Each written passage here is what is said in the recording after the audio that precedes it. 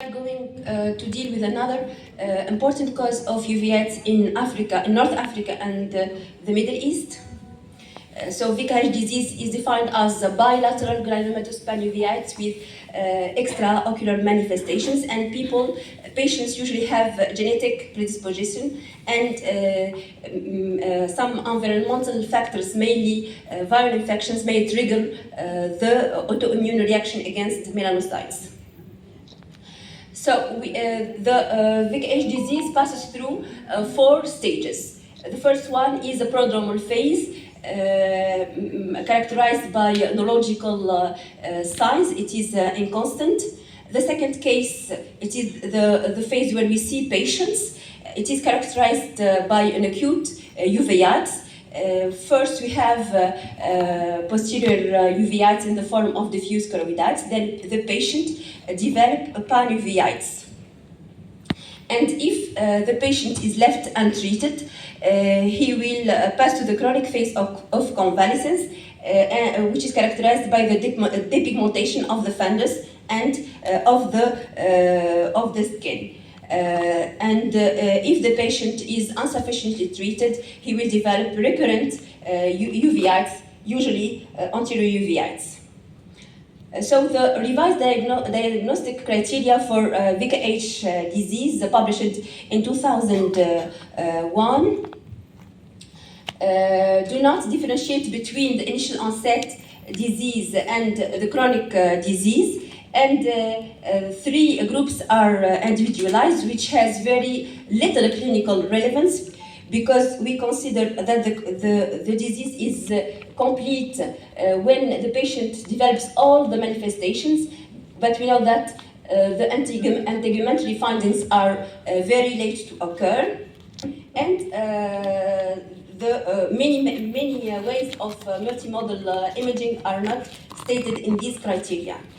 So the criteria for VICH disease, published by the SIGN Working Group in 2021, distinguish between an early stage and a late stage. However, they put too much emphasis on the extraocular manifestations. So when should we suspect acute VICH disease? In darkly pigmented patients, young, usually female. They may have neurological involvement in 1/3 of cases, and we have bilateral involvement. We have typical clinical findings and typical results of multimodal imaging.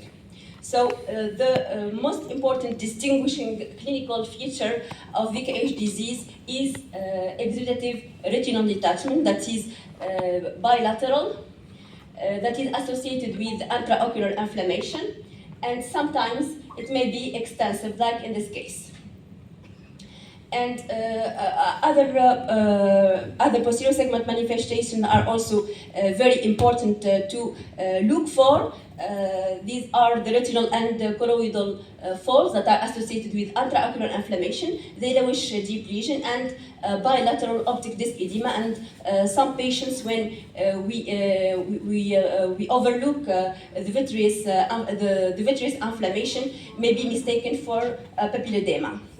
We may also have anterior uveitis, that is at first non-granulomatous, then the patient develops granulomatous keratotic precipitates, and the anterior chamber may be also shallow, and the patient will present with bilateral secondary acute angle glaucoma. OCT gives the clues for the diagnosis of acute VICH disease. We have this serous retinal detachment with septa, and we have these.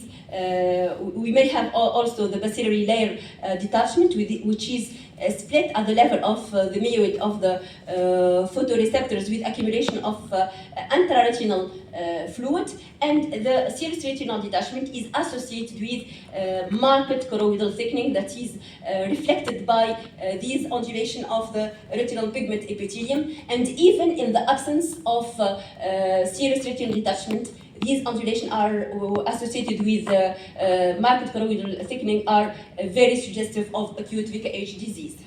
And this tool is also important for monitoring treatment. Fluorescein angiography is also very useful for the diagnosis of acute VKH disease. It may show multifocal choroidal ischemia, pinpoints, pooling of the dye in the subretinal space. It may also show these choroidal folds, and it typically also shows this optic disc hyperfluorescence.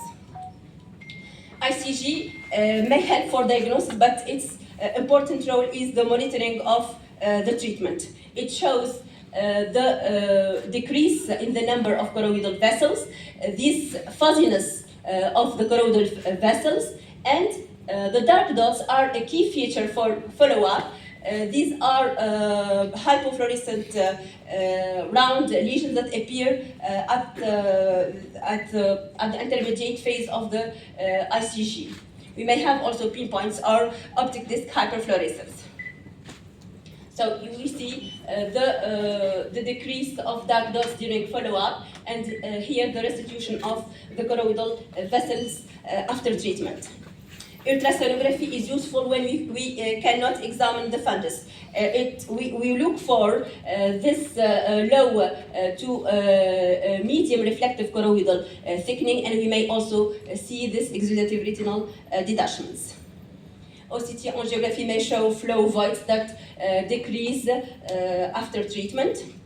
Should we perform lumbar puncture? It is unnecessary in almost all the cases. This is an invasive procedure. We can diagnose acute VKH disease without using it. And ultrasonography, ultrasound biomicroscopy is useful when we have shallow anterior chamber with secondary glaucoma. So the most important differential diagnosis of acute VKH disease is sympathetic ophthalmia. It has very similar clinical and manifestations, as well as on multimodal imaging, and history taking is very important. It shows trauma or ocular surgery. Posterior scleritis also resembles very closely acute VKH disease, but it is usually unilateral, associated with severe ocular pain, and OCT is the key to distinguish between both conditions. We have this high reflective choroidal thickening associated with retrobulbar edema, the T sign. It is important also not to mistake acute VKH disease for central serous choroidopathy. So we pass to the chronic VKH disease. We diagnose this stage when our patient was insufficiently treated, and the diagnosis is made on the basis of clinical findings. So we have bilateral granulomatous anterior uveitis with sunset pupil and depigmented fundus. We may have this atrophic lesions in the periphery. And we have the antegumentary manifestations that are inconstant. We have the poliosis involving the eyelashes and the eyebrows, alopecia, and vitiligo. So the most common complications of VKH disease are cataract, glaucoma, subretinal fibrosis, and choroidal neovascularization. How should we treat the patient with acute VKH disease? We prescribe high doses of corticosteroids. We should, this corticotherapy should be prompt, aggressive, and lasting at least 6 months. The most prescribed conventional immunosuppressive treatment in VKH disease are MMF and methotrexate currently, and some authors recommend giving immunosuppressive therapy as first-line treatment. In our practice, we give these treatments when we have severe cases at presentation, or when the diagnosis is delayed than more than 15 days after symptoms onset. And of course, if we have a chronic recurrent phase, the immunosuppressive treatment is mandatory. Biologics are used in refractory cases. So the most important factor of good prognosis is the early initiation of corticosteroid treatment, less than 2 weeks from onset of symptoms. So in conclusion, the diagnosis of VKH disease can be easily made in almost all patients on the basis of clinical and multimodal imaging modalities. We should do the diagnosis, make the diagnosis of acute VKH disease even in the absence of any extraocular manifestations, and high-dose systemic corticosteroid therapy is very important, and we prescribe immunosuppressive therapy when needed. Thank you for your attention.